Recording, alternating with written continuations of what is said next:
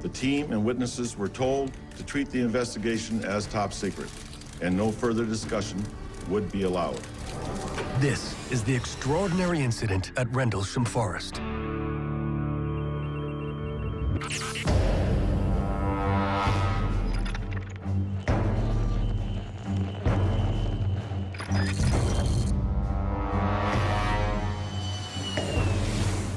My name is Colonel Charles Halt.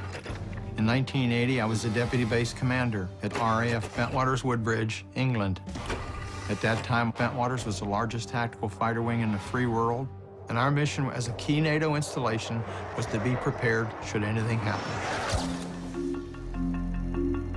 Early in the morning of the 26th of December, I went in to collect the police blotters. That's the chronological list of what happened the previous 24 hours. And as I walked into the office, the on-duty desk sergeant started to laugh. He said, "Colonel, you're not going to believe this. Last night, 3 of our policemen were out in the forest chasing UFOs. They called in and thought they saw a downed aircraft. They went out and investigated, and they had some type of an experience." I said, "We'll put something into the blotter to the effect that they saw some lights, and we'll leave it at that for now." Halt plans for the UFO story to go away, despite growing rumors around the base about a strange craft seen in the woods on Christmas night. But within days, he is forced to act. 2 nights later, we were having the Christmas party, and we were just finishing the main course and getting ready for dessert when the on-duty flight lieutenant cornered the base commander and I and said, "We have to talk. The UFO is back." I was sure I could put this thing to rest. So I took my little pocket recorder, which I carried everywhere, an APN 27, which is a Geiger counter, and we went out into the forest. Late in the evening on December 27, 1980, Colonel Halt takes a team of 4 officers, including a flight commander and a disaster preparedness expert, out to the site where the alleged craft had landed 2 nights earlier. Lo and behold, I find half our security force out there. 5, 6, 7 vehicles, Jeeps, 6-passenger pickup trucks, and they're trying to light up the forest. Here I'm thinking, this is a public relations disaster just waiting to happen. So I tell them to knock it off, get as many people and things back to the base as they can. And with a little tape recorder, I took a small team into the forest to the alleged landing site. We found a small blast, what looks like a scrubbed up area here. We got very positive readings. See, is that here the center? Yes, it is. Halt and his team locate 3 indentations in the shape of a triangle at the alleged landing site. What kind of readings we get? Anything? Let's go say 7 tenths there. 7 tenths right here in the center? The radiation readings are 10 times the normal or background level, signaling that there is definitely more to the sighting than Halt had first allowed. We find rub marks on the trees facing the site and quite a few broken branches on the ground. And when we looked up, we noticed a break in the tree canopy above us. It was obvious something had come up through or down through the trees. As we're investigating, we also hear the barnyard animals, the cows and the chickens, sort of went into a frenzy for a short period of time and then got very silent. And then somebody suddenly notices a glowing red object on the far side of the forest. And I immediately turned my tape recorder back on. You saw a light where? Right at this position here, straight ahead, in between the tree. There it is again. Watch, straight ahead off my flashlight there. There it is. Hey, I see it too. What is it? We don't know, sir. Yeah, it's a strange, small red light. Maybe a quarter to half mile, maybe further out. This one, that's the edge of the clearing, so I can get a better look at it. As Halt and his team race to get closer, the details of the object come into focus. It was oval. This was all reddish orange. And there were like pieces of molten metal dripping off it, and they were falling to the ground. It had a black-like center. This was solid black, and this would actually like blink, almost like an eye.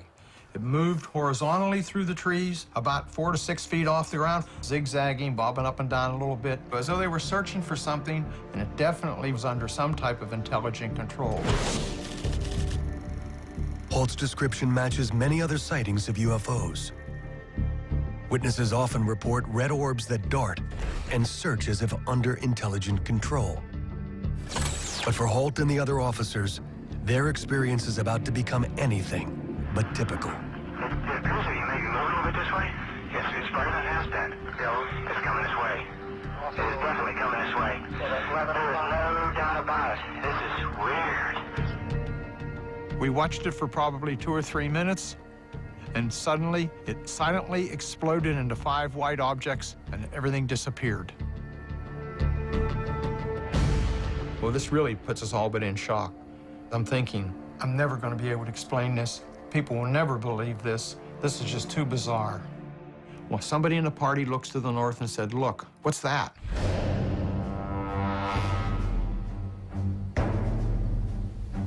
And we see 4 or 5 objects that are elliptical with multicolored lights, probably 3,000 or 4,000 feet in elevation, and they're moving at high speed with sharp angular movements.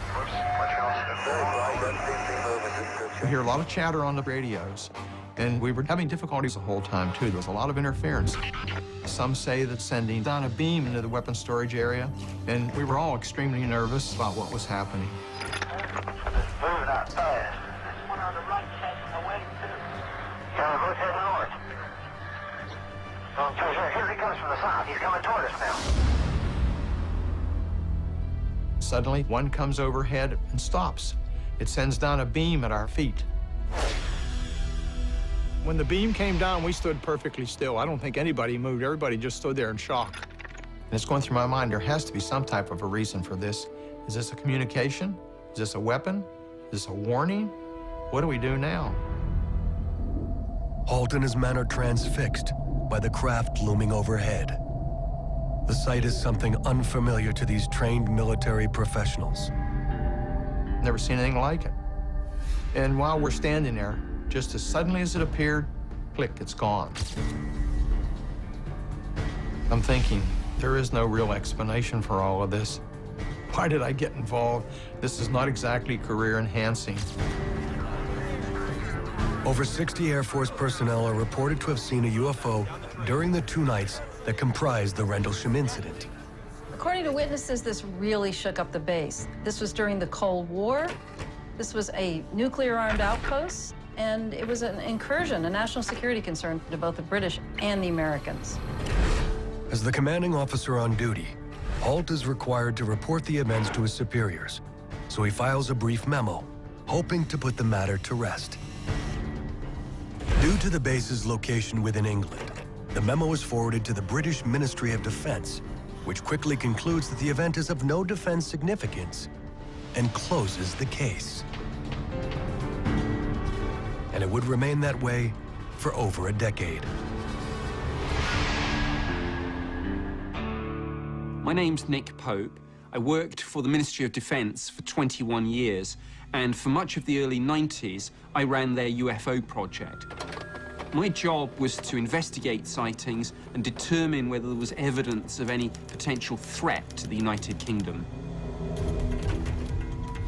In 1994, Nick Pope instigates a cold case review of the Rendlesham Forest incident.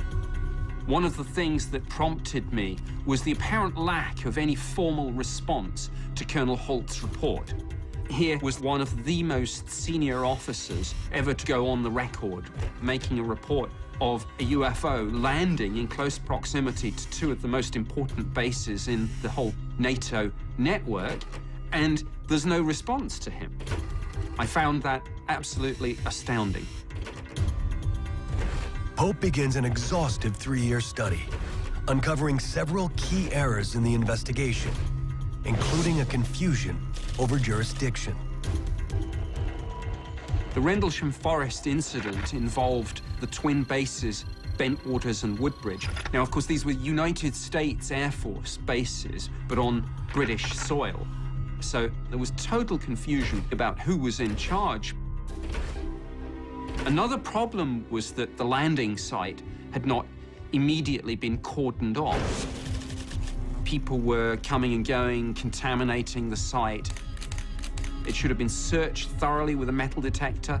Soil samples should have been taken. This didn't happen. Years into his review, Pope uncovers one of the most critical failures of the original investigation. I was looking at the question of whether or not the UFO was tracked on radar.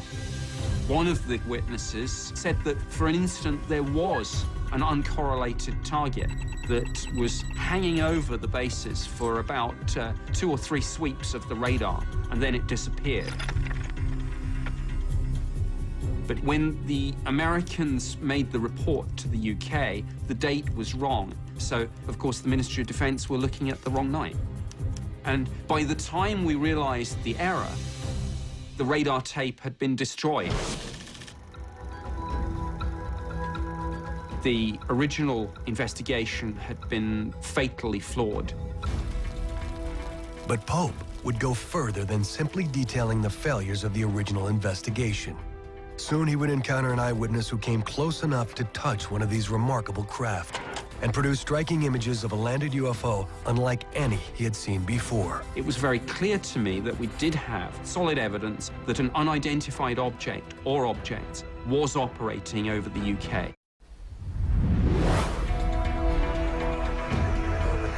Just after Christmas in 1980, over 60 Air Force personnel witnessed what they describe as multiple unknown craft over the twin NATO bases Bentwaters and Woodbridge, England. The experience rattles the soldiers, including Deputy Base Commander Colonel Charles Halt. I'm thinking, I'm never going to be able to explain this. People will never believe this. This is just too bizarre. The sighting is never officially explained, leaving the witnesses to question what they believed they saw. Until a decade later, when Nick Pope, a British Ministry of Defense official in charge of UFO investigations, instigates a cold case review of the now infamous sightings. It was soon clear to me that the original investigation had been fatally flawed. Troubled by these failures, Pope takes his investigation deeper. In 1994, he interviews a man who would become a key witness in the case, Sergeant James Peniston, a senior American airman in charge of security. 2 days before Colonel Halt's sighting, Sergeant Peniston had also seen the UFO, and he and 2 other airmen had actually approached this object, and he got close enough to produce some spectacular drawings.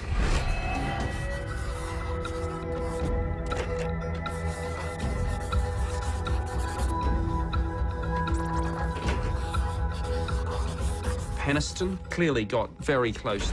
See the essentially triangular shape here. And it's interesting to note that indentations were found at the landing site in the shape of a triangle, and peak radiation readings were recorded in those 3 indentations.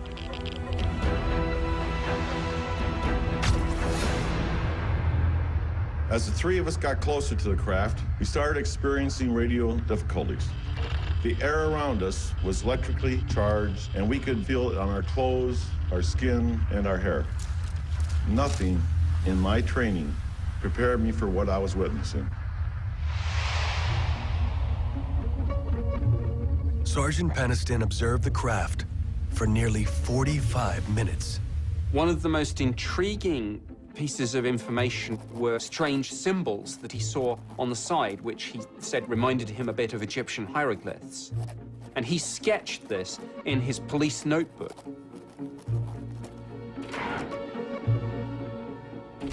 Many years after the incident, Sergeant Peniston decides to step out of the shadows and speak publicly about his sighting. Over 80 Air Force personnel, all trained observers, witnessed the takeoff. The team and witnesses were told to treat the investigation as top secret, and no further discussion would be allowed. I think in looking back at the Rendlesham Forest incident, it was very clear to me that we did have solid evidence of a compelling UFO case, that an unidentified object or objects was operating over the UK.